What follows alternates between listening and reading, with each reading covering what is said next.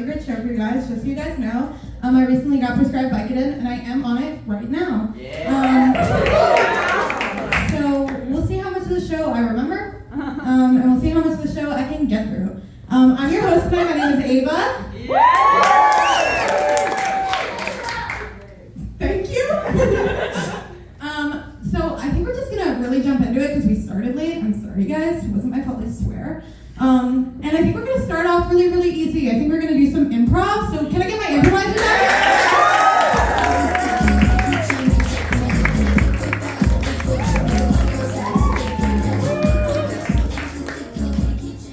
Alright, so for our improv, can I get a situation in which you would cuss out your parents? When you lose at Fortnite!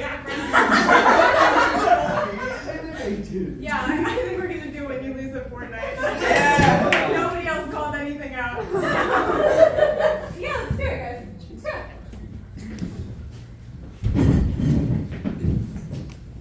Oh, you suck major cheeks, bro. You're done. Bro, this is such a pub. This is such a fucking pub. Yes, teen expressions, yes. I wanna go again. Come in. Hi kiddos, do we need some snacks or anything? Absolutely not, mother. You know what, I'm glad you were polite about it. If you're not polite Hey, sorry guys, my bitch of a mom is talking. I can't hear you. If you're not polite about it, I'm gonna send in your father. Oh, could I please have a Gatorade, please? Yes. I use a brute force tactic with my mom where I'm really mean to her to get what I Hey, want. what kind of Gatorade you want? The clear one? Could I please have a clear Gatorade, please? The one that gets you bitches. Hey! We're out of the clear. Could I Do please you want have orange? Could I please have an orange Gatorade, please? What about your other sibling? You want the green? I want the one that gets you bitches. Right. This is a slippery slope. If we cuss my mom too many times, she goes bananas. Okay, so I got you, the orange one, and I got you light blue because that's what gets the bitches. Yeah, she gets it. I like you. Thanks for coming to my home. Yeah, thanks for having me.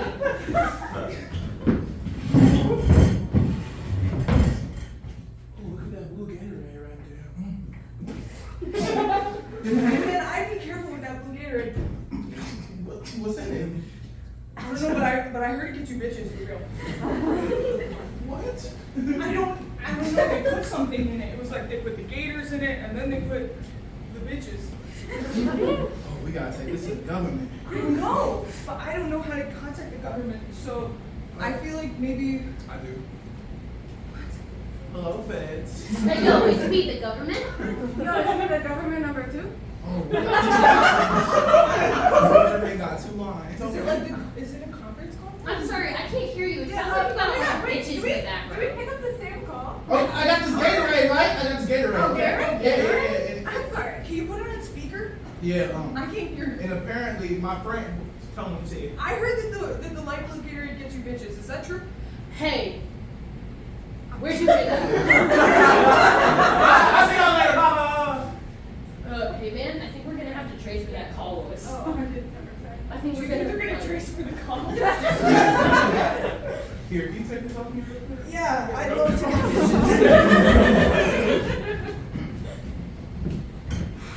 get Okay. Yeah. You have the gator venom for this Gatorade? Huh? Well, if my calculations are correct, 2 drops of gator venom, and that'll get you bitches. Let's do it. Yeah, give me the venom. Alright, here you go. Thanks. Put it in this little test tube. 1, Oh, okay. Yeah. 2. Okay, that's 2 drops. One of us has to drink it. How this goes. Oh, damn. We'll drink it together. All right. Oh, but it's. It's one test tube. Oh, Here, okay, just like okay. a waterfall. It's supposed to be running by. Should have flavored it. Yeah, it's a really strong gator venom taste. Well, if it's working, I don't know. We Yeah, should what- just walk around and see if anyone comes up. Hey, I just appeared out of thin air. Oh my Oh my gosh! god! Wait, how did I get I here? don't know. I was swimming in my pool and now I'm here. I was sleeping. Oh my god. This is. Do y'all want to hang out? We we are gonna make so much money. Or get in so many lawsuits. Or both. Yeah.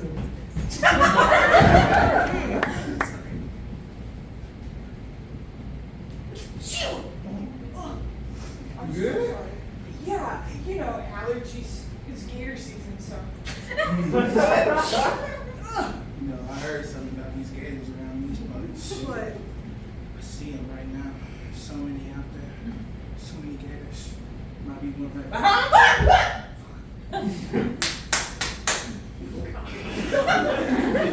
So good just then. Did you hear that little? Oh my God! These swamps. Why do we be hanging around in swamps all the time? I told you I'm gonna go to a park or something. It's a good vibe. I like the swampy vibe. I know, but like, you see the water up to my knees. Yes, but I Billy, my knees. I like that about you. You I tell like me. when you have swampy knees. I built our friendship based on your swampy knee qualities. Hi guys, welcome to the Gator Catching Show. Today I'm going to teach you how to catch some gators. Today I'm with my best friend Shelly and Derry. Hey, yo, man! I've catching gators since I was 2. And I'm Gary. Exactly, you know what we say? If you ain't catching gators, you ain't getting bitches. And I'm Gary. So today I'm going to catch a gator. We're going to teach you guys how to catch a gator. Okay? So the first thing you got to do is you got to swoon a gator. So first of all, you go up to the gator and you say, hey, big mama. Hi. Hey, mama, I like your eyes. Hi. Hey, Mama, I'm Gary. Hey, mama, your scales looking extra slimy. Uh-huh. You know what I mean. Hey, mama, you need to clean those teeth. Hey, mama, Yeah. open that mouth for me. Open, let me Hey, see Mama, I'm good. Gary. It's nice to meet you. You might keep like those birds that I have a symbiotic Let me relationship see with. good, And bro. now that the mouth is open, you stick your hand in and you catch a gator. Ah. And guess what? Then End gator captivity! End gator captivity! I'm Joseph Walsdorf here with Channel And 7 gator News. captivity. I'm here And with gator- this young man. Sir, can you tell me why you're protesting gator captivity? Because gators are wild animals and they should not be kept in captivity. I'm a wild animal and I like being in a cage. So. Oh, a wild animal on the scene. Oh. Can you tell me your domain, genus, phylum, class, order, family, genus, species? Human.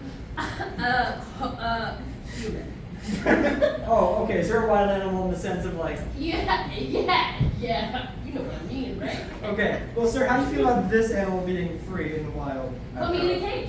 I probably shouldn't have done this next to a mental hospital.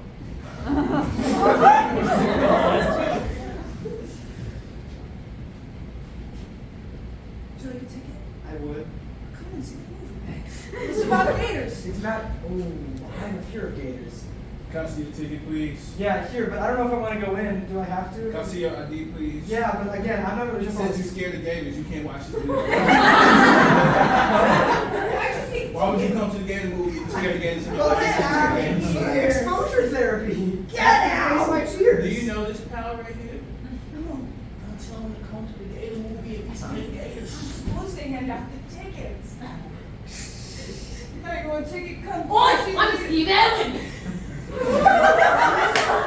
You're supposed to be dead! I said I'm afraid of stingrays, not afraid of gators. Alright, come see the gator. Oi, it's me, Crocodile Hunter. Can I see your ticket, please? Hey, yo, it's right here. Crikey. Can I see your ID, please? Yeah, it's right here. Hi, studio executives. Today I will be talking about the movie Sharknado. And I will be providing the Sharknado sound effects because we couldn't get the speaker system hooked up. Thank you. So, as you all know, Sharknadoes 1 through 7 all took place in maybe Florida. I don't know. I watched them 5 years ago. I feel like if there was a tornado, first of all, in Florida, if there was a tornado in Florida, it would not sweep up the sharks. It would sweep up the gators. May I present to you Gatornado? Sound effects. Chomp, chomp, chomp, chomp.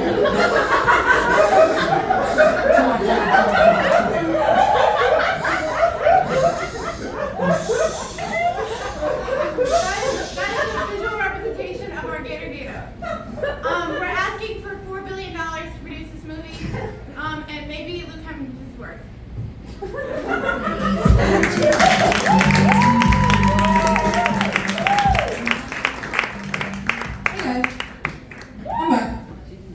How are you? That lasted way longer, right? Like that felt long.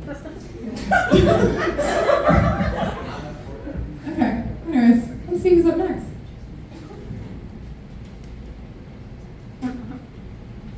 Next up, I'd like you all to give a really warm round of applause. Start clapping right now. Yay, good job.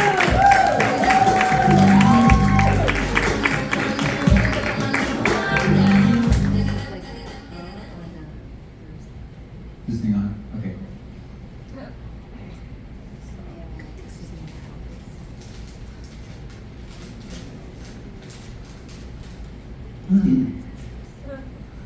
All right, so thank you all for coming out to my one-man show. So who here is a fan of Disney movies? Yeah. Just this one guy in the okay. That's me. Thank you. So I'm also a big fan of conspiracy theories. You know, just like I'll read them whenever my faith in humanity is really high that day. And one in particular has always, you know, just been close to my heart. And for those of you who don't know, Walt Disney died because he smoked pretty much everything you could smoke. If you could put it in a pipe, he smoked it. Lung cancer, black lung, all that kind of stuff, you know, not a great way to go. But I'm here to tell you that Walt Disney is in fact not dead. Well, sort of. So, when he died, he was cremated and placed in the mausoleum, in the Walt Disney family mausoleum.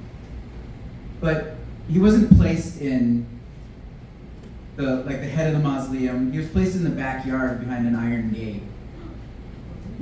I'm serious, the picture of it, there's a bunch of pigeons like shitting in the corner, and it's like an iron gate that has to be like unlocked with a key, and then he's covered by a tree. It's great.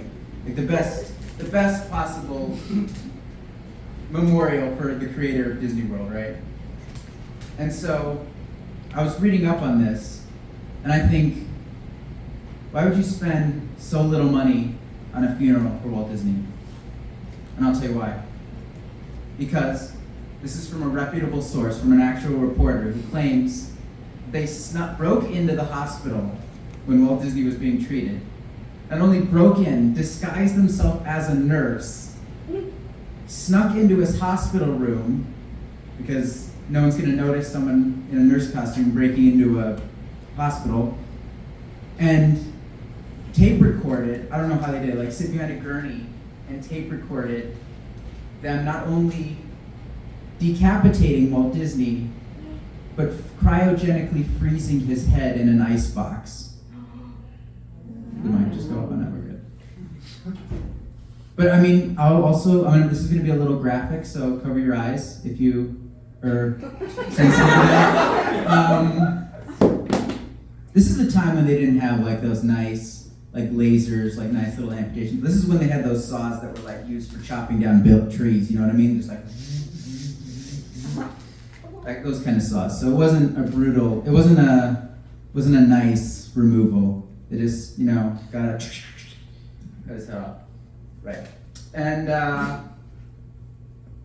so the next thing that happened was they cryogenically froze Disney's head and buried him somewhere underneath Disney World. I know, right? Crazy. But I know that this might just be some crazy comedian's ramblings, but I'm going to show you some proof. And by show you, I mean tell you, because I forgot to text the guy my PowerPoint presentation. And so what happened is, well, when you Google Walt Disney Frozen, what comes up? You know, Anna and Elsa, let it go, that kind of stuff. You Google Disney on Ice, you get Mickey and Minnie going, hey, what's up? And that's what you get, right? So, I know all of you are going to go home and Google that, but you're not going to find it because they're covering it up. You know, the government is watching us.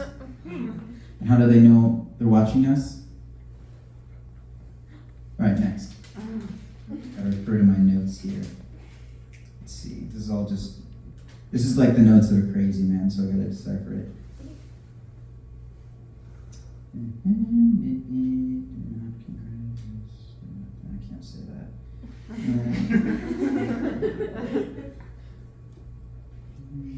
Oh, okay, here we go. So, there have been rumors that Disney was going to be revived on 2 separate dates. May of 2013 and June of 2019. Anyone recognize these dates? No. They are the dates both Frozen movies came out. Shocker, right? And you all are starting to believe, you're all like questioning, your eyes are going with this. It's so funny. Anyway.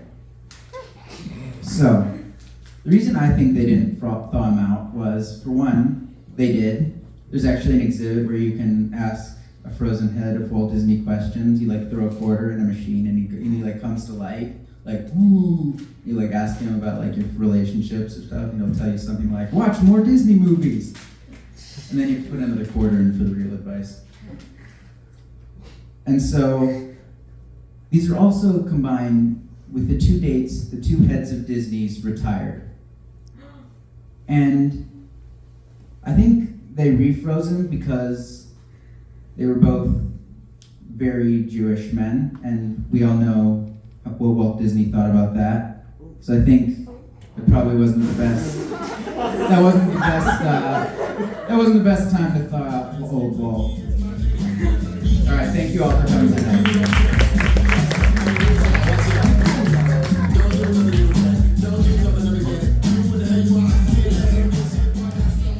Guys, I feel like we're really tight tonight. I feel like everybody's really on edge. So, since we all can't pop a Vicodin right now, I think what we need to do is we need to have a little shitty cow. Everybody follow me. Are you ready? Put your hand up. Follow me. 1, 2, 3, 4. 1, 2, 3, 4. 1, 2, 3, 4. That's all I'm gonna do. Because next up we have Cully Jacobson.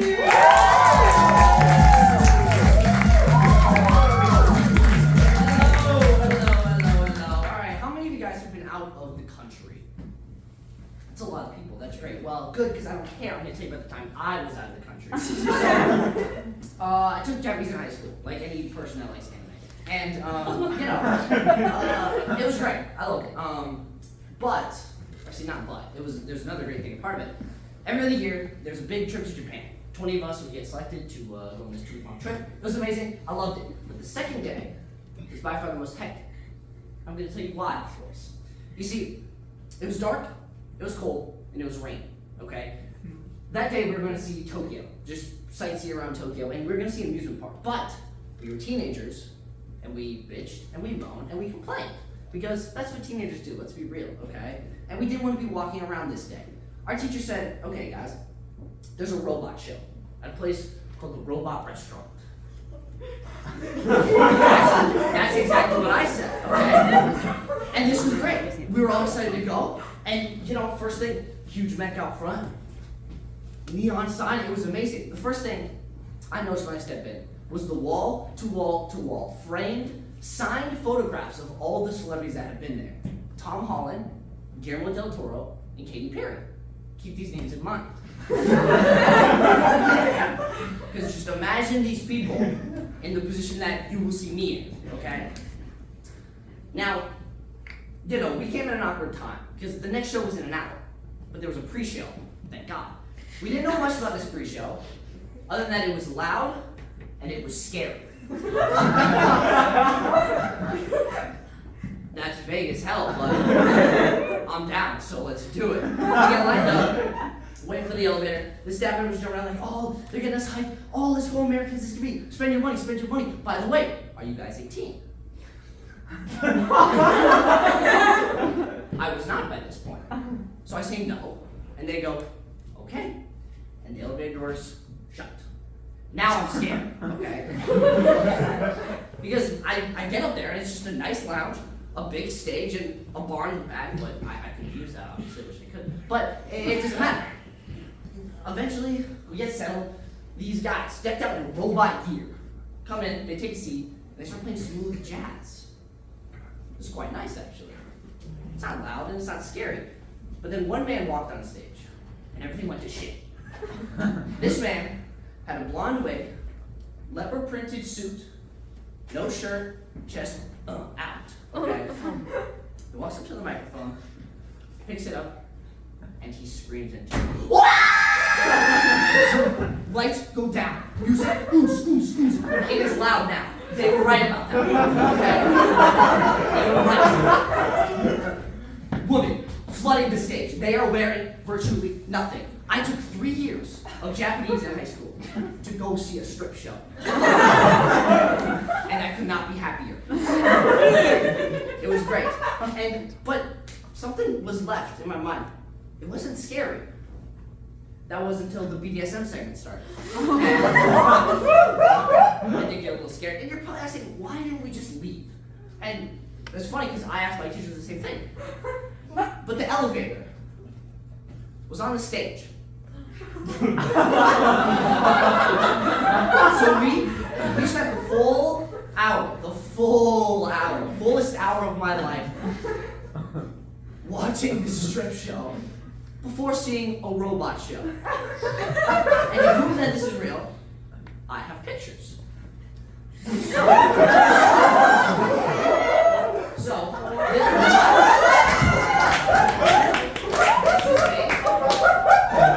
this is a Japanese stripper.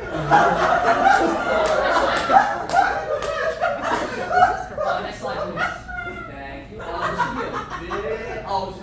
Just skip it. Next slide. We don't need it. We don't need it. This is another good one. Me again. Friend on the other side, having the time of our lives, as you can see. Another stripper. Pretty great. Next slide, please. Once again, but this time, I really realize the situation I'm in right now. And I'm so glad that I could get to one day meet Guillermo del Toro and tell him that I saw the same robot show that he did. Thank you, everybody. That's my time.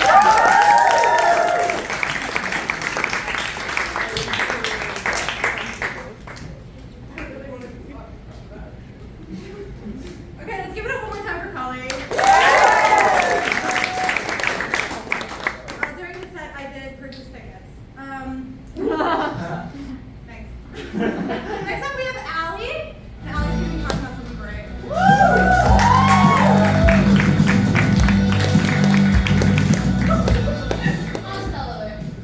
What's up, my dogs? My name is Allie, and I have had both my past and my future defined by Australian men. Now let me tell you what this means. Okay, picture me in the 6th grade. I looked like this, but a lot uglier. And I had no friends. Because I had no friends, I spent a lot of time on this app called Wattpad. If you're not familiar with what Wattpad is, it is a place where there's a lot of people can write their own fiction, a lot of it fan fiction, and a lot of that fan fiction bad. I started on the Wattpad reading Dance Moms fan fiction when I was about 10 years old that I accidentally stumbled upon when looking up Maddie Ziegler facts. So you can just imagine the quality of writing. But sometimes I would just read fan fictions about stuff I didn't even know about, just because I was bored and had no friends. So one day, I accidentally stumbled upon a fan fiction of the band 5 Seconds of Summer.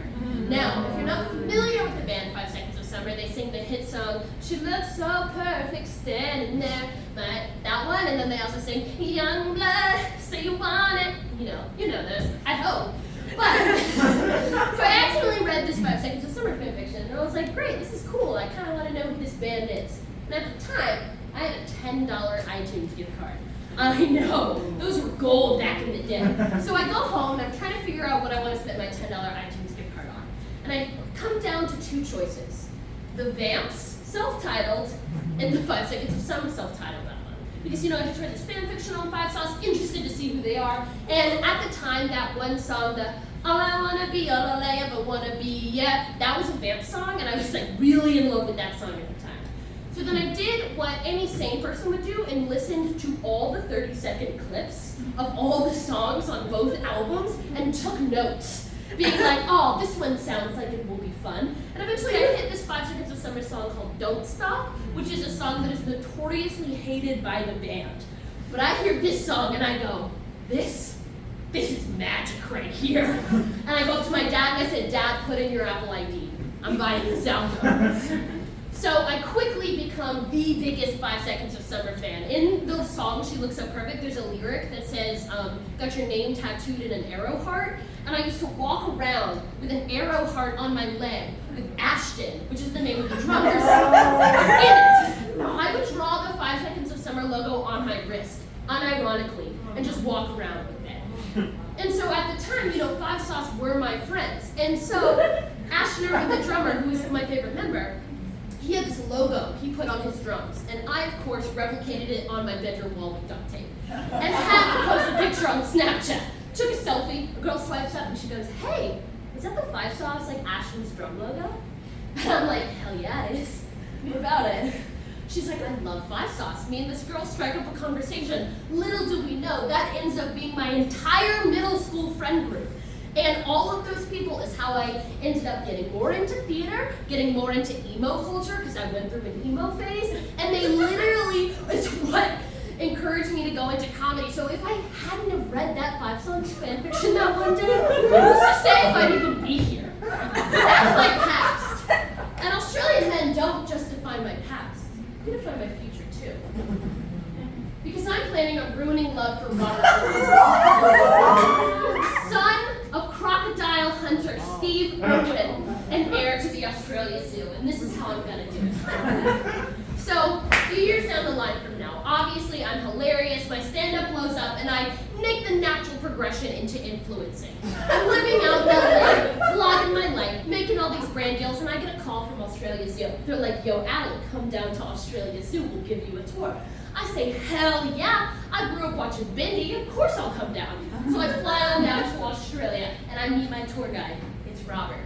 Immediately, sparks are flying. He's sending me around, and while he's doing this, he has a little thought in the back of his head. He goes, who else had immediate sparks as someone who was on one of their tour groups?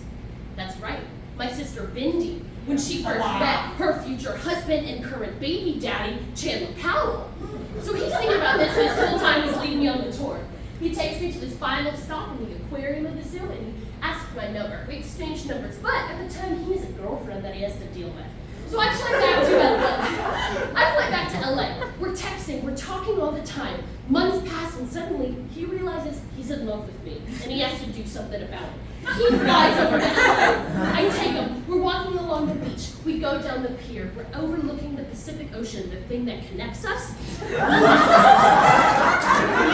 Dreams by Fleetwood Mac is playing in the background. He turns and he looks at me and he says, Allie, I've never felt like this with anybody else. I think I'm in love with you. And I say, Robert, no way, I'm in love with you too. Suddenly, whirlwind romance begins. 6 months pass. We're so in love. It's long distance, but that doesn't matter because our love bridges that distance. And he decides that he knows right now he has to spend the rest of his life with me. So I'm going back to Sydney to visit him on a trip to Australia. He takes me to that same spot he asked for my number in the aquarium of the Australia Zoo. He gets down on one knee. And he says, Ali, let me the happiest person alive and marry me. And I go, oh my God, Robert, of course I will. We get engaged. We decide to have a long engagement because 6 months is not that long a relationship, and we're still in our early 20s. We stay engaged for 3 to 5 years. It's growing great. He named some baby animal after me. Then the wedding day happens. It's a People exclusive. It's the Australian event of the century. Prince fucking William is there. I give a speech that makes everyone cry about Steve Irwin. I'm like, I can feel him in this room tonight. Everyone's sobbing. Everyone loves me. And Robert, we love each other. It's amazing. The first year of our marriage together is perfect. Our souls are bonded. Our lives are bonded. And I'm staying in Australia, doing my little thing. But then, I'm like, Robert, my career's still happening. Because Robert's a nature photographer, so he can do it all from Australia. And I'm like, I'm starting to get calls from TV and movies. I gotta travel. But we've done long distance before, so we have confidence that it'll be okay. It won't.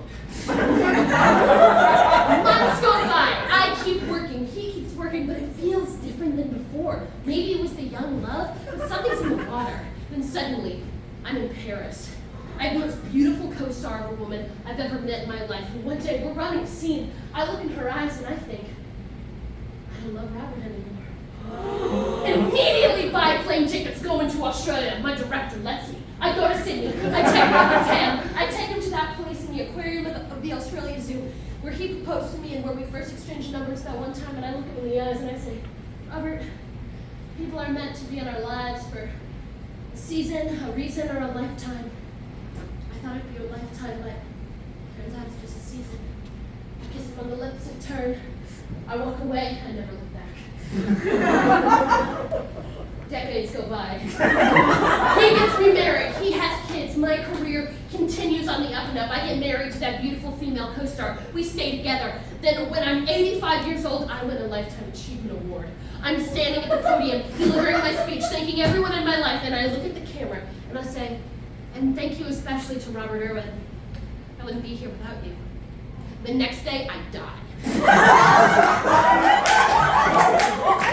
decides to write an autobiography about me. So of course, they fly down to Australia. Then meet Robert, who's still, equally as old. And they go, Robert, what did you think when Alan mentioned you in her Lifetime Achievement Award speech the day before she died? And he goes, well, when that happened, I knew I could finally be free. And then he dies. And then we meet in heaven. He takes my hand in front of the aquarium of the Australia Zoo in heaven. He looks me in the eye and he says, Ollie, I've never loved anyone the way that I loved you. You ruined me forever. And I say, Robert, I tend to do that to people. We kiss, and it's done. And that's how my past and my future are both defined by Australian men, and how I plan to ruin love for none other than Robert Irwin. Thank you very much.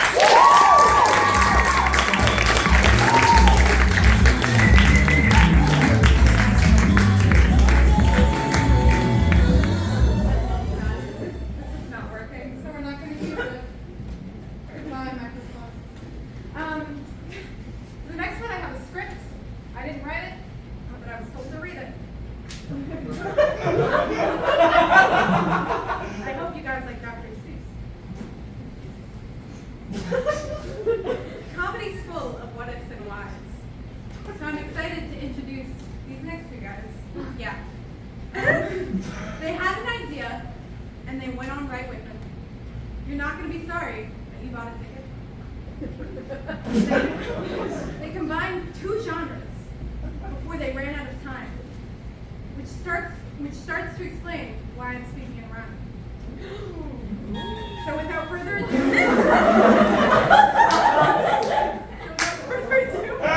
please stay where you're sat and watch a classic show hosted by the Cat in the Hat.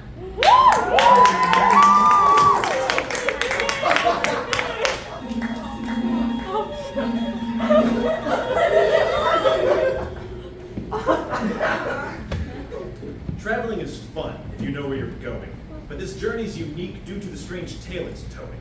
This tale follows a boy about the age of 13. He wants to travel the world and find places unseen, but he knows not of the places where one shouldn't go, places full of danger and terror and woe.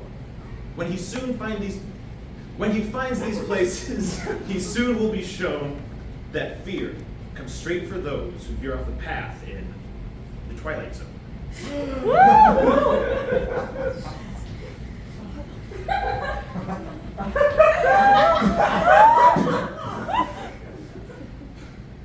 I think that I'm lost. I veered off the path. I gotta check my map. I think that I'm lost. I veered off the path. I can't find the exit. And gosh, I need a bath. This cave sure is scary. I want to go home. I hear something else. I'm not alone. I don't like that noise. My heart's full of fear. I think it's getting closer. No, I'm right here. What the fuck? What are you doing in my cave? I don't know, man. I just got lost. Trust me, I don't want to be in your musty-ass cave. So if you could just let me like get back to my rhyme scheme, that would be. I mean, fine, but like, it's my cave. This cave sure is large. It's wet, dark, and vast.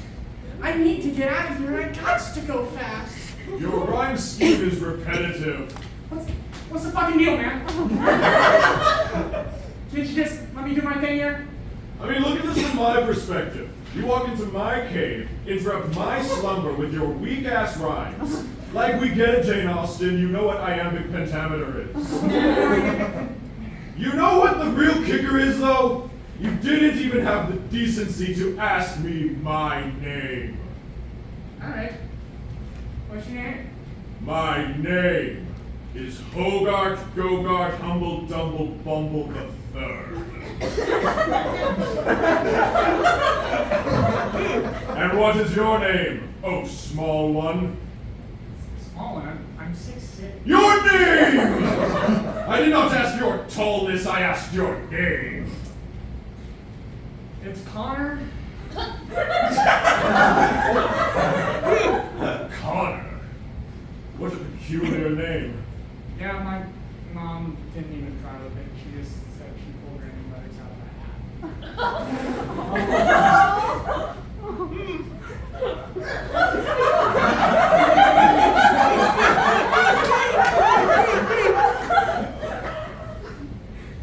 Connor? Are you alright? I'm sorry, I'm in the middle of a Anyways, could you show me the exit?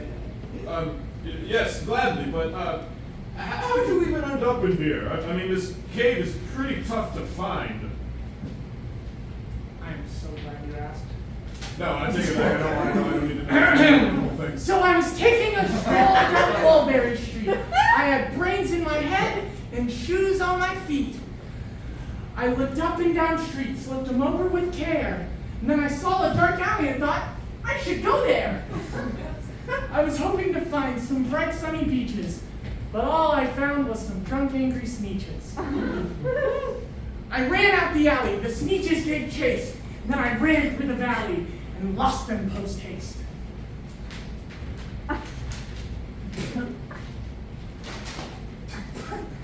The fear slowly crept on me, then it hit like a wave. And then I discovered this musty-ass cave. Did that answer your question of how this came to be? Now you know my story. You know all about me.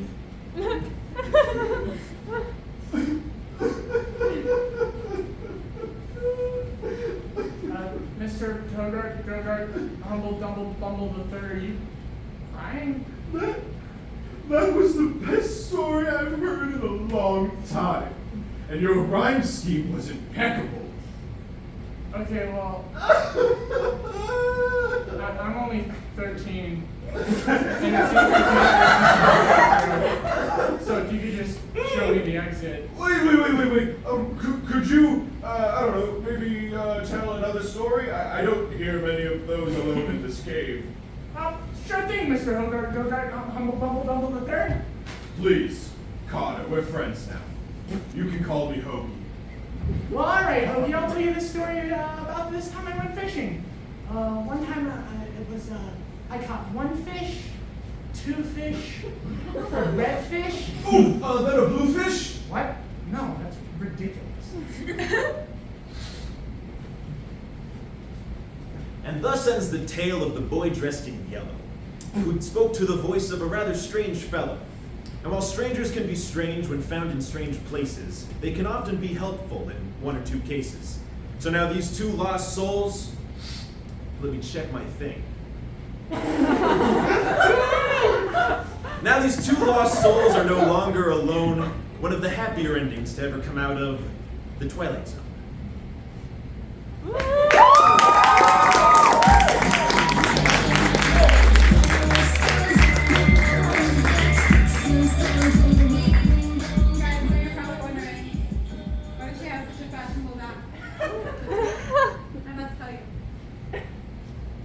Do you guys want to have some fun? Yeah. Do you guys maybe want to play a game with me? Yeah. Okay, I'm going to ask a few other people to come play the game with us. You guys don't want. Can I get my damn people out here?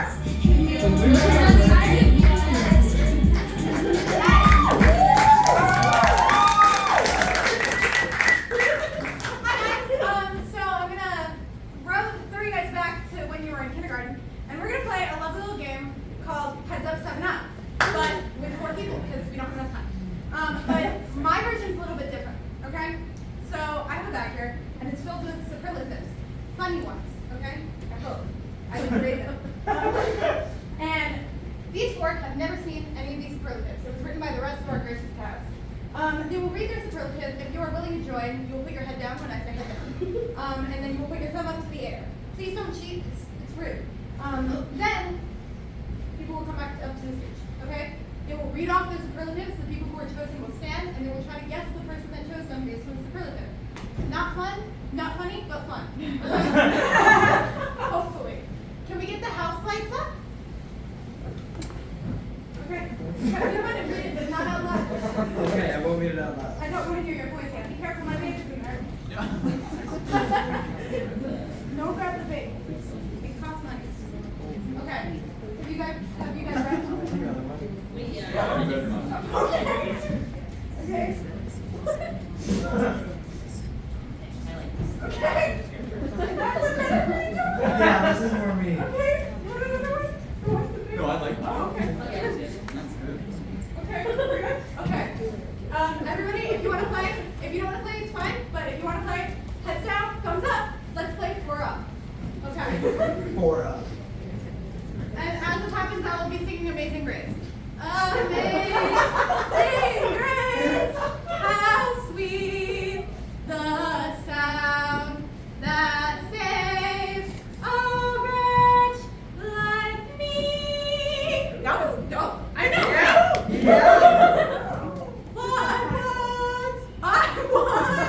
Was lost, but now I found was. Okay, I'm done.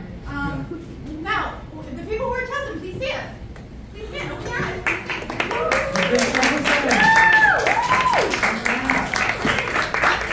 Now, let's read our superlative, starting with Joseph. Okay, mine says most likely to win a fist fight against Jim Gaffigan. And if you don't have a frame of reference for that, it's like me, but like older.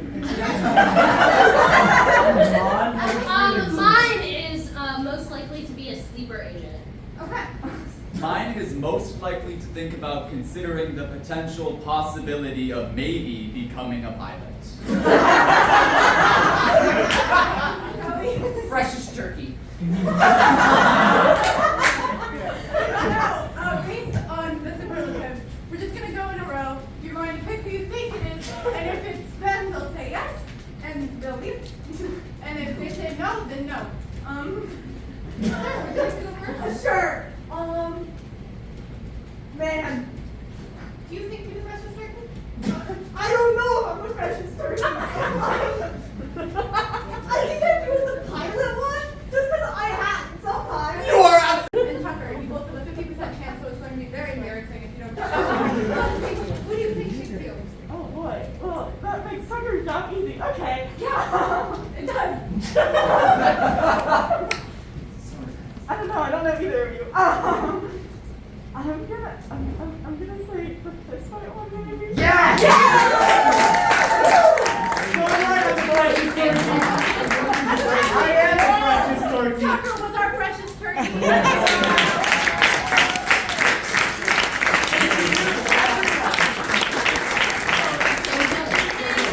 No. No, get off my stage. Absolutely. I was asked to set something up. I want to make it really accessible to people. So, yeah. Next up, we have Stu. It's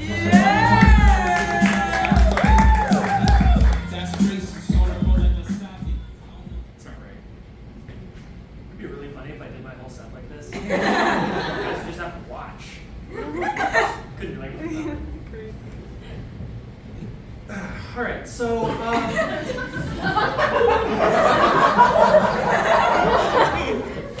guys want to hear my bike noise? Yeah. Sure. Pretty good, right? I do really good. It's the Minecraft eating noise. Are you all familiar? Yeah. Yeah.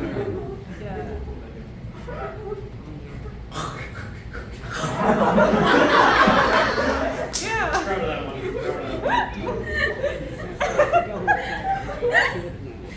guys want to hear my pipe noise again?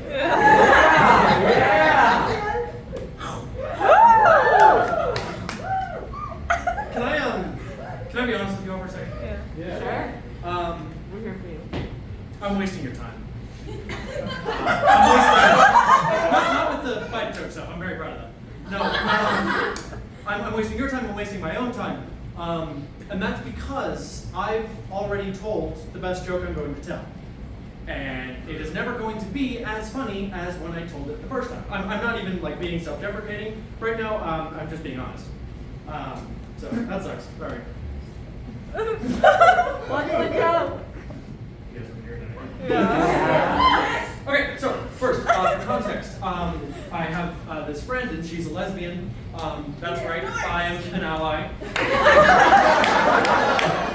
Can you imagine if like that was it? That was the whole joke, just that I have a friend who's a lesbian? No. But not only is this friend a lesbian, she did give me permission to tell this joke here tonight. So there you go. That was easy. Okay, so this is like earlier this school year. My friend is like seeing this girl is going pretty well. And then she finds out that she's actually going to have to leave Chicago, leave the city to go to a study abroad program in Mexico. And then a little bit after that, my friend starts seeing another girl, and an appropriate time after that, mind you. Starts seeing another girl. And that's going great, but then we find out that this new girl, let's call her Jess, or... It's like new girl. Yeah. And then it's like also the new girl, because she is a new, and then like in the show, it's also... Okay, so she sings new girl, but then we find out that she is going to have to leave Chicago in like early mid-March to go to the Disney College program. That's very fun. But whatever, they like each other, so they decide to keep seeing each other until then. Then we find out a little bit later that that first girl is coming back to the city in like the end of March. So obviously this is when all the jokes started. A few come to the top of my mind. There were some like lesbian Don Juan jokes. They had like Elvira sprinkled in there. One of my personal favorites was the Tick Tick Boom one. You guys don't know? Fine. There's something with revolving door women, prick up your ears. You get it.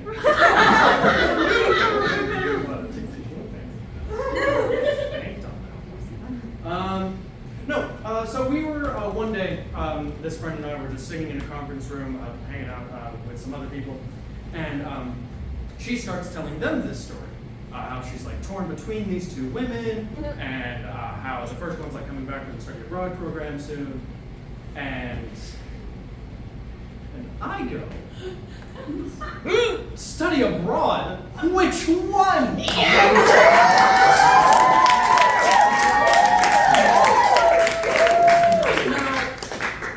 I don't know what 50s ghosts do. It made me say that, but he, doing so, stole the peak of my career with a bigger laugh than I myself will ever get. So that sucks for me. That's my time. Thank you so very much.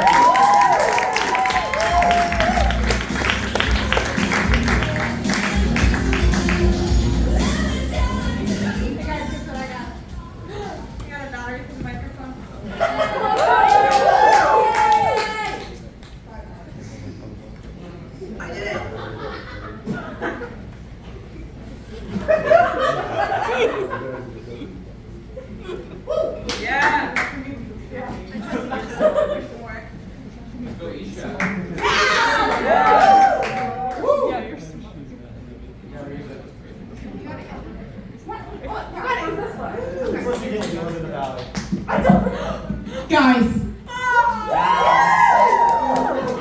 By the way, this is the second show in a row with the camera where the mic is done, and I just fixed it. Woo! I fixed it specifically because Savon is up next.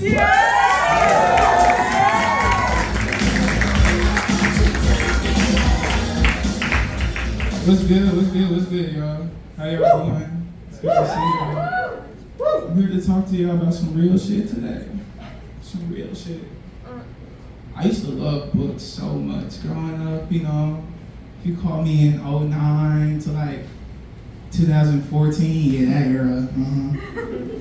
You can catch me on the street with one of them Captain Underpants is on me, just like, boom. Wimpy kid right here, just like, what's up? You know what I'm saying? I used to always have a book on. I love books so much growing up, but like, I felt like sometimes I get caught up in these worlds so much, I forget about some other book series, you know what I'm saying? I never read Harry Potter growing up. And it's, all them sides, But like, I never read it growing up, so now I say, when people ask me like what house I'm in, I say dumb shit like your mama house. I'm okay tired of saying that to people. And also stuff like Twilight, I just didn't read it. I just didn't even dare. I didn't even try. I didn't want to. It's just like that sometimes too, you know what I'm saying? But like the last series I always saw in the library but I never picked was this series called the Bluford High series. Now, I don't think any of y'all know that because it's honestly a very black series. And I don't see a lot of y'all in the crowd tonight, and that's cool, you know what I'm saying? I appreciate y'all coming out. But the Bluford High series is basically this very jarring series about these black kids at this school called Bluford High. It's a predominantly black school, you know what I'm saying? And they live some really tough lives and stuff like that. And it's really hard. Let me grab my really cute notebook real quick. Hey. It's from Target, you know what I'm saying? Somebody in the crowd got this notebook too, right? Yeah. Let's go. Yes, there are 22 of these books that came out from 2002 to 2021. So my entire life, like these niggas was making books my entire life. And some noteworthy titles of these 22, these are my favorite. One was called The Bully, The Gun / Payback. The fuck does that mean? But you can really connect it though, you know, the gun and payback. Come on, y'all still. But no way out. That's pretty simple. It's no way out. Just when I thought it could get simpler, Alone. But yeah, those are some of the titles of the books of this series called the Bluford High series. It's pretty jarring. Now, like, let me flip this on your heads real quick though. What if I told you, like, this was all written by white folks. Every book, all 22 of them, racist ass books, all written by white people, all 22. These niggas made books my entire life. 2002 to 2021, they dropped one last year. All of them made by white folks. We got two names, we're gonna drop them. Ann Shar, I think that's how you pronounce her last name, Ann Shar. Now, Ann Shar is the white woman, the very old white woman substitute teacher that worked at the school that she's subbing at for 30 more years before she started subbing. She's that type of old white woman. She wrote like the first 6 of them, I think, and then the last dude who wrote them was this dude named Paul Langen. Science teacher vibes, like science nigga. Looked up, I did my research, y'all. Like I saw the picture, I was like, that nigga look like he'll help you with a chemistry problem. He knows some stoichiometry type shit. But like, yeah, that shit was jarring to me because it was like niggas would be so mad if I did the same thing to them. Like, what if I made a book series called, let's think of something white, the Reagan High series. And some of my book titles would be called Kale? Question mark. The Salt? Question mark. Me and Karen? You know what I'm saying? Something like that. And niggas would flip, you know, but like, I don't know. That shit was just really jarring to me. But regardless though, I'm a writer myself and I'm gonna keep writing my stories and keep uplifting my people's stories. regardless. Thank y'all. Really appreciate it.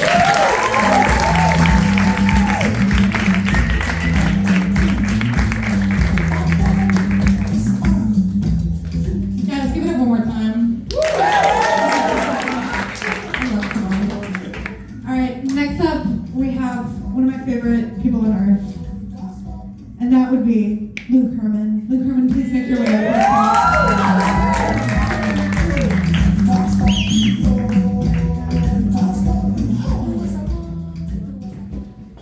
Hello, Pickle Jar. I am Luke. I'm what a computer pops out when you superimpose 73 Norwegian twinks on top of each other. And I'm soon turning 20, so I can only listen to Lord for like 9 more months. And yeah, I celebrated my 19th birthday in February in ignorance to the fact that it was all a mirage. Pickle Jar, what we did not know when we were celebrating my birthday was that according to the Gregorian calendar, my birthday was 11 days previously in January. Gasp, gasp aloud. Yes, we're all very shocked. When Gregor, you know, Greg, pinned up our new calendar in the town square, he said, "Hear ye, hear me. You may notice there are 11 days missing in between October 4th through the 15th. Go fuck yourself." And Gregory, I just want to ask you, have you not considered my shock of founding our calendar on 11 missing days, 11 of my teenage days? I am lordless in 8 months and 19 days. The time is not what I thought it was. It's like when I came out to my dad to get out of doing the dishes. In one moment, we were having a divorced father's Thanksgiving of mac and cheese and apple slices, and in the next there was way more than Granny Smith on that plate. In the same way, it ain't just dinner, it ain't just a calendar anymore. It's a gay calendar who with the flip of a wrist gets to decide how old we all are. And I am pissed. Y'all, we all gotta go move out in the woods, okay? We're all gonna start speaking in iambic pentameter, getting shit done like we're in a Shakespeare play, and no one is ever going to buy our faces a vodka cran ever again. How do you like me now, Greg? I love to pretend like elements in my life are just like people I know. It makes things a lot less scary. I recently moved here from South Carolina, and within the first month I was here, Chicago almost hit me with a CTA bus. So, Chicago and I have a lot to talk about. Do you guys mind if me and Chicago chat here for a bit? Do it. Thank you. Chicago, me again. I wrote you this poem. Here's CTA, Who Am I to Love You? Lights, please.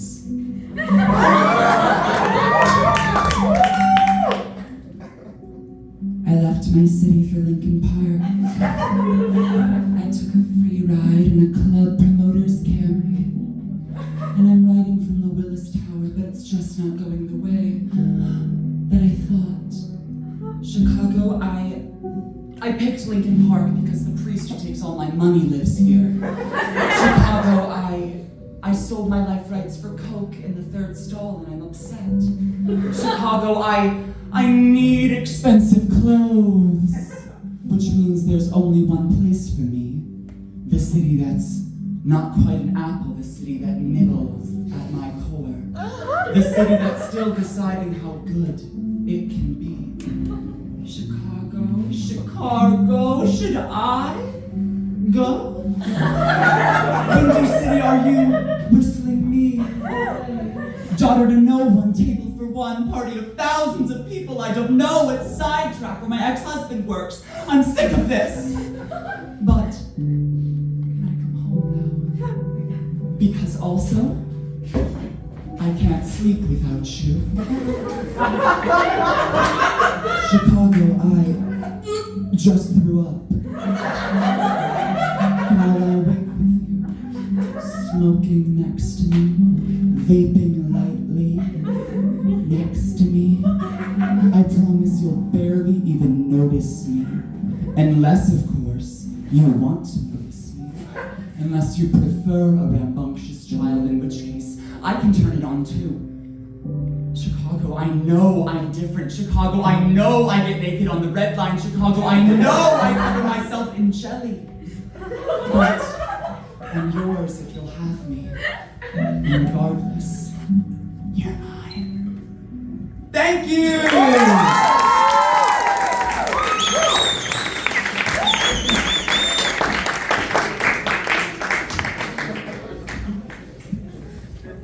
Oh my God. I love that. Give it up one more time for Luna. And take it down.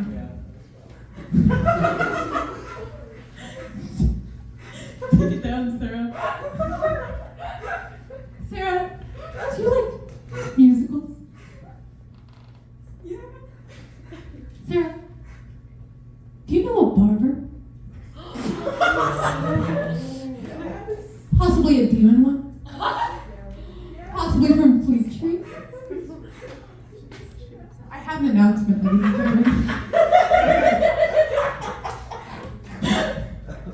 The demon barber of Fleet Street, Sweeney Todd, the demon barber of Fleet Street, is here with us tonight, and he's going to come out and do a set for you guys. Are you excited? Be very careful.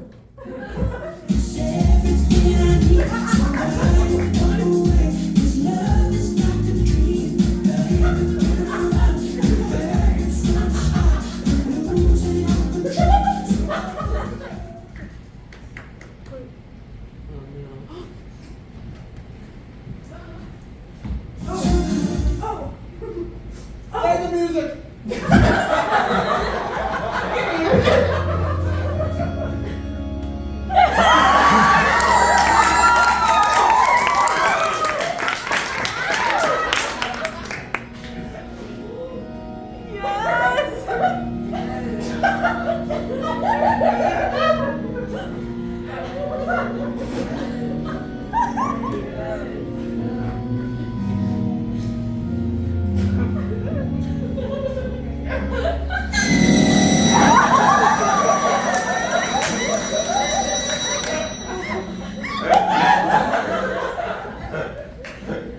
Hello.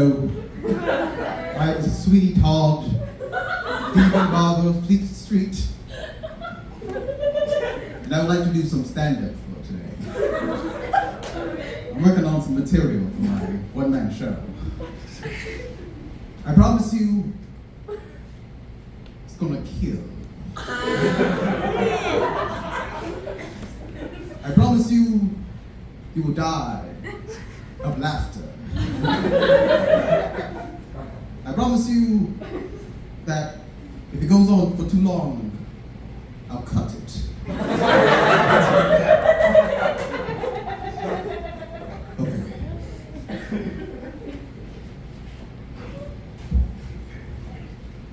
Hello! I'm Smitty Todd. How's the Annoyance Theater doing?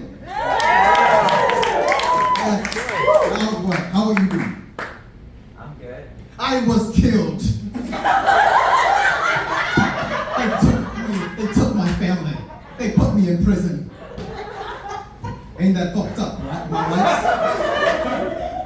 right? That's fuck 12, am I right? Another thing, I'm a black Sweetie Todd, so it's extra luggage there.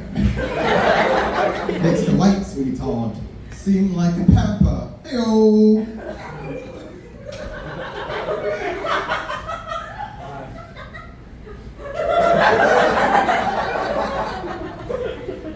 A lot of people think I went crazy, and that's how I got this white stripe on my hair. No. This, my friend, was a passionate night in prison. It's dried up cum. They used to call me Sweetie Todd. Some think I'm messy, I think I'm just quirky. And I never cleaned it. Because that's how we do it in London. And there's no place like London. Sorry, sometimes I sing. In my universe, Stephen Sondheim is my god. You guys don't know who Stephen Sondheim is.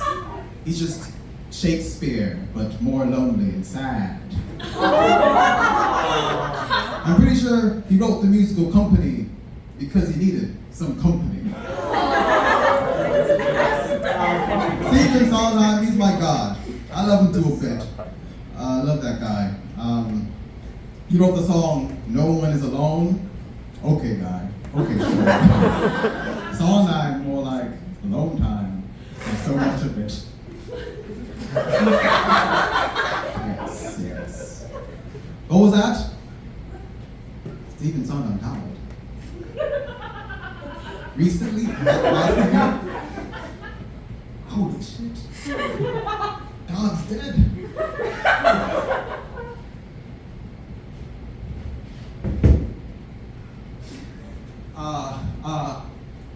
Stephen was a good guy. I owe my existence to him. One funny story about the big guy up there. One time we were touring on Broadway on my debut, and I was very scared. This is my debut. And then he came down to me, he presented himself, and he sung, "Nothing's gonna harm you, not while I'm around. Nothing's gonna harm you, no sir, not while I'm around." And I felt calm. And danced and went out, did my show. Only for me to be tragically murdered by my orphan son. God's funny that way. He's funny. He'll calm you down just so you can die. And he knows it too. He wrote it. He makes you think, do any of us have free will? I'm sorry, I'm getting philosophical. Back to my set. Do you guys have any regrets? Yeah. I killed a woman.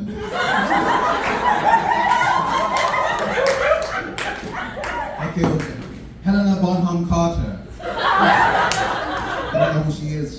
She's the girl from Fight Club. A lot of the film bros do not like me because of it. Read that on the Reddit page. Do you guys know, okay, what's the deal with Fight Club anyway? No, have you? Okay, I'm gonna talk about Fight Club. Has anyone seen Fight Club? No? Then I don't want to talk about Fight Club. First part of Fight Club, you don't talk about Fight Club, but that's just the boring part of Fight Club.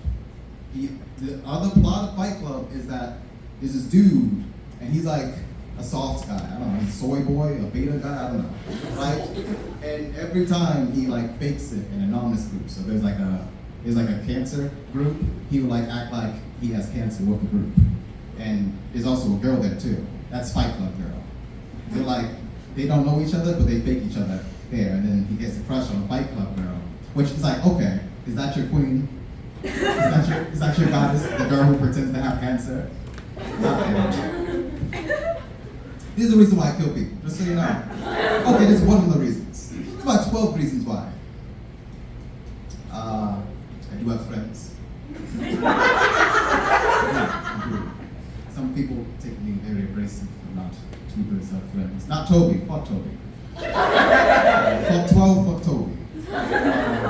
Toby's the kid who killed me. That was a thing. Yikes. That was worse when the It's Clown got ganged up by the Little Rascals. You guys don't know the It's Clown either? Okay. But I do have friends. Let me show you one of my friends. These are my friends. Listen. This guy's name is Wesley Snipes. No relations to Wesley Snipes. We met in middle school. Should have seen me in middle school. It's been an edgelord. I should not be putting that on my face. This is not a face knife, scissors. It's a family stick scissors. Okay. Who are my other friends? My Joanna. Joanna. That's my daughter. And Lucy, my precious. That's my wife. Joanna. My wife, I killed her. That was sad, actually. And Lucy, my precious. I also killed her. I have to rework this. I'm doing a one-man show. It's coming up soon. May 19th. Be there. I'm serious. Okay. Oh, my last friend. Yes. Edward Scissorhands. Yeah, I love Edward Scissorhands. He's my bro. He's my mate. Can I say this? He's my nigga with another scissor. We be cutting mohawks. We be cutting mullets. We be cutting paper mache dolls. Man, he's my dude. He's my dude. He's a bit of a freak though. Like he's okay. I mean, have you seen him? He's all like. And I'm a freak too. I eat people. Like, literally. I forgot to tell you this. I am a cannibal. I have to tell you this by London law. I do put people into meat pies and eat them with crumpets and tea. But not always do I put them in meat pies. Sometimes when I'm lazy, I grab a slice of pizza. That's pizza. Sometimes I eat Doritos. It's the nacho chip toes. When I say nacho toes, my toes. and my last, my favorite meal was head. That's just a blowjob. As we see the light, right? Okay, that's my time then. Yes.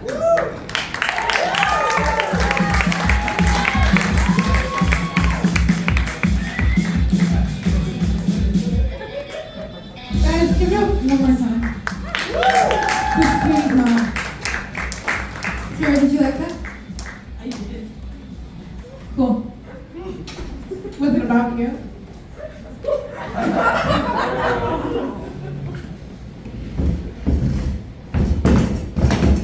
Hey guys. So we have one last performer, and I know it's sad, but we're coming to a close. I know you're sad, Stuart. It's okay. I'll single somebody else out. Isha? Is there anybody that you really wanted to see tonight? Catherine Courtney. Me too. So next up is Catherine Courtney.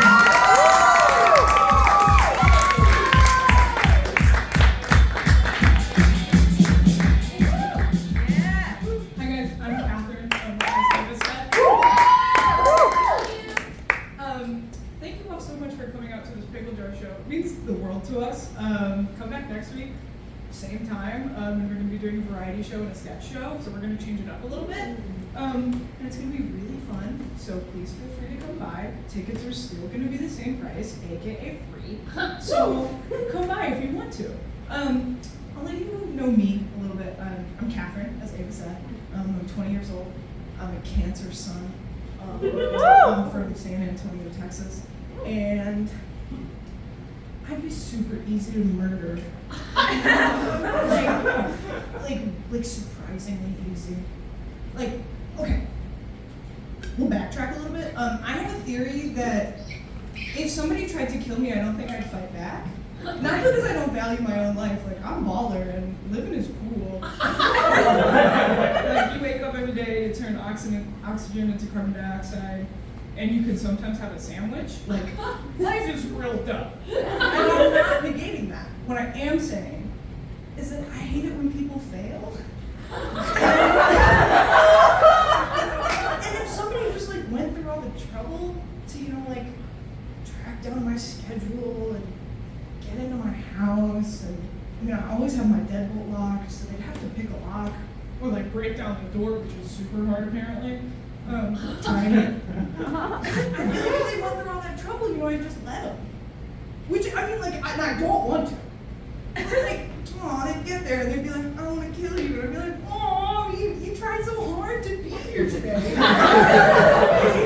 Thank you so much for being here. It really means a lot to me because I don't have a standard schedule. I go to DePaul, so we have a weird block schedule. So Mondays and Wednesdays I'm doing one thing, Tuesdays and Thursdays I'm doing another. Weekends, who knows what I'm doing?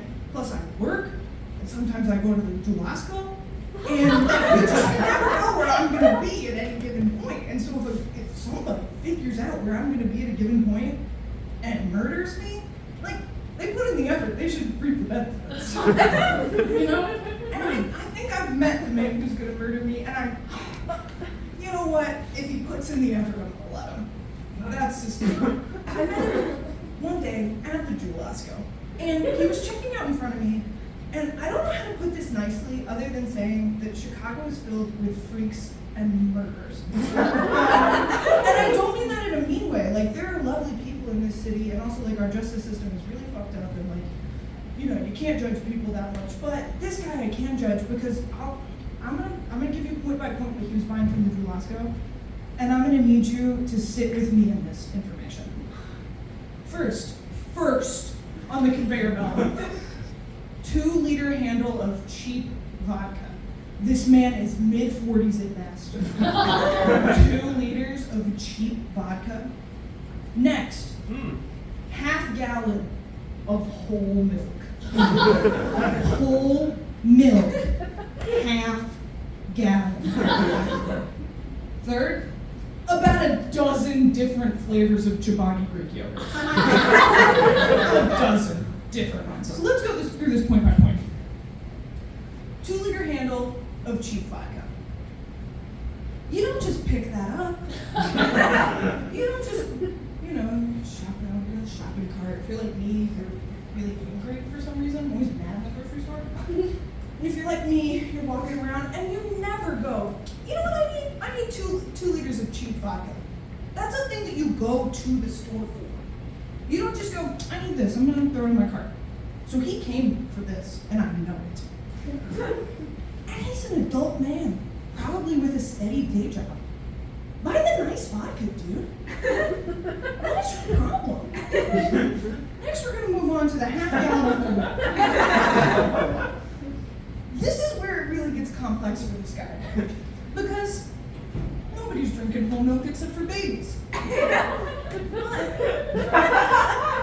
gallon means this man doesn't have a family at home. Because if you've got a family, you're buying the full gallon no matter what. Your family's going through milk, you need the full gallon, or else you're going to have to take a second trip back to the Julasco to buy another half gallon of whole milk. Just buy the full gallon. But if you live alone, you're going for the half gallon. But he's also drinking enough milk that he can get through a half gallon before it expires. That's scary, man. Whole milk? Drink 2% like an adult, freak. Third, a dozen different flavors of Chobani Greek yogurt. This is where it gets interesting. Because I don't know how well you guys are versed in Greek yogurt, but I know my favorite flavors. I know what I like. I like a strawberry, a honey. If I'm feeling crazy, a mango. So if you're into the Greek yogurt trend, it's a trend. If you're into the Greek yogurt trend, you know what you like. This man didn't. This man was buying a dozen different ones, like he was gonna have a taste test. And pick out his favorite. Also, you're this late to the Greek yogurt thing, dude? We've been doing Greek yogurt for a while. The Greeks have been doing it for forever, I don't know. He's just getting into it now. A dozen different ones. And now picture all of those 3 items together on one conveyor belt. The only thing that I could think of is that he's gonna do a Greek yogurt White Russian. He's going to mix vodka into these yogurts. That's a monster at the Julasco. And the person checking they not just let him pay for it? That's all I asked. Hey man, what are you doing with all that milk and yogurt and vodka? The yogurt is already fermented. Vodka, I think, is also fermented. What are you doing, man? Fermented? Anyway, so yeah, I saw him at the Julasco, and I think he's gonna murder me because no man thinks of Greek yogurt like Russian and also doesn't have homicidal tendencies. And I'm sorry, but if he, also I just moved, so if he figures out that I moved apartments and he murders me, also I got a roommate and she's always home and I'm never home, and if he tries to murder me and he comes home and my roommate's there, and then he's gonna have to wait, come back a later time. I'm just saying, like, he's gonna put in a lot of work, and I'm a comedian, and I know what it's like to really want something. And then to not get it would just be heart-wrenching for this guy. So, I guess what I'm trying to say is that I'm gonna let him murder me no matter what, if he proves he put in the effort. But if he's just like, if he comes up to me on the street and he goes like, hey, you're gonna die today. You didn't do any pre-planning. You didn't try. Where's the creativity? Come up with something. I mean, at least if you're like, I'm gonna kill you and then wear your skin, I'd be like, whoa. That's creative. You nailed it. Yeah, take it. So, I don't know. I guess what I'm trying to say is that I really care when people care. And I love people. One of my favorite things about people is when they do silly little things that end up in history books. We're going to transition now into some history. Does anybody in this room know about a little event called the Defenestration of Prague? Multiple. That's plural. Defenestration. You're my favorite person in this room right now. They threw the priest through the window. Yes. Okay. Spoiler alert, man. Sorry. You asked the question. I I'm really answered excited it. to tell you the information. I'm going to tell everybody. So that you know, defenestration is a word, and it means to throw something out a window. There's a word for that? We don't have a word for people who aren't virgins. We don't have a word for that. We don't have one word for people who aren't virgins. But we thought, we probably need a word for when you throw somebody out a window, and it's going to be defenestration. Defenestration. What? For real? Anyways, so all of these priests, the defenestration of Prague, I'm going to paint a picture for you. Picture this. You're Catholic and you're an asshole. I'm Catholic. Picture this. You're Protestant. You're also an asshole. And you're all in the same room together and you're fighting about Prague. You're like, dang, Prague should be Catholic. And then the Protestants are like, I wish you didn't say that. And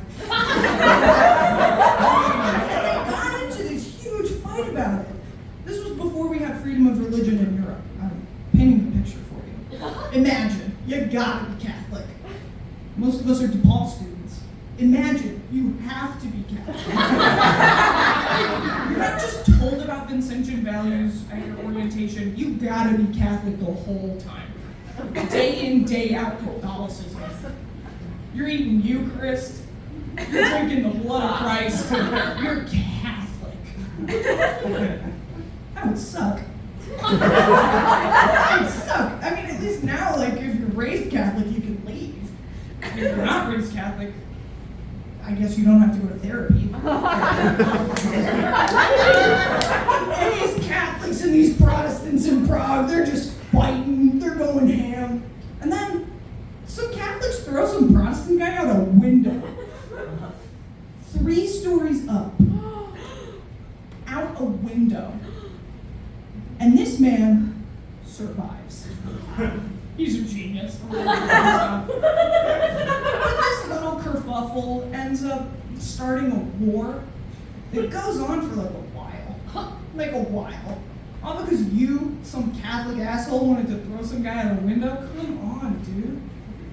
Anyways, so this guy falls out a window, survives. The Protestants go, that was an act of God. They go, in the name of the Father, and the Son, and the Holy Spirit, that was an act of God. He survived. falling out of a 3-story window. You know what the Catholics responded to that with? There was a pile of shit on the ground, and that's how he survived.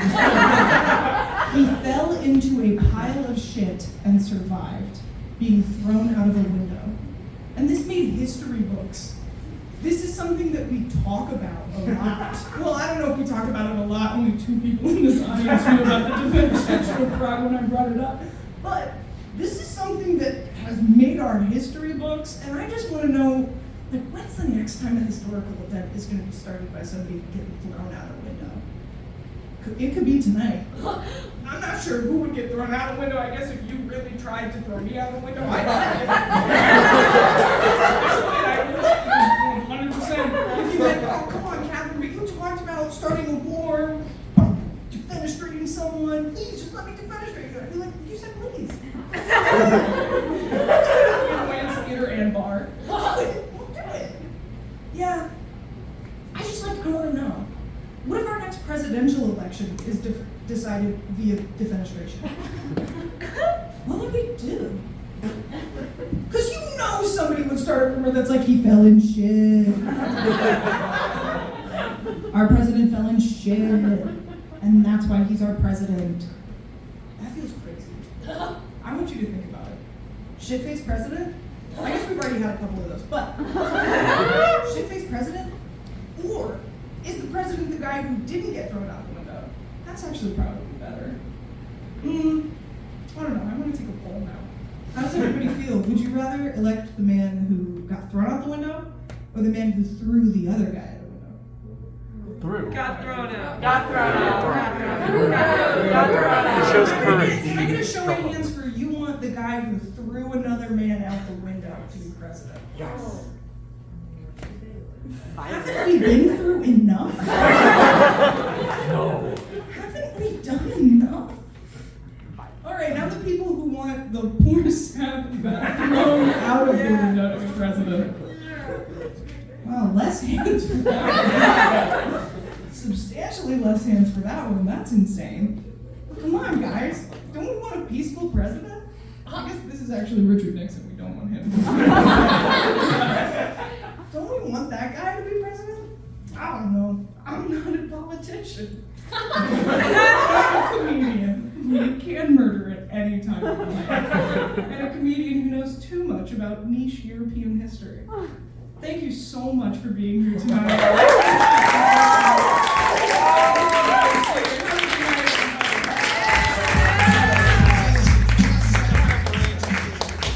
Hey guys, it's that time of the night where the meds aforementioned, the Vicodin that I'm currently on, are wearing off. So unfortunately, we have to end. Because I can't do this shit sober.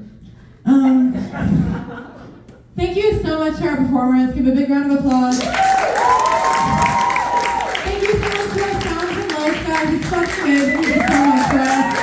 Thank you to Annoyance.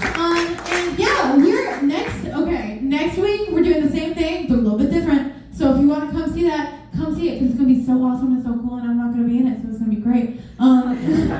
And yeah, I hope you guys have a wonderful, great, and awesome night.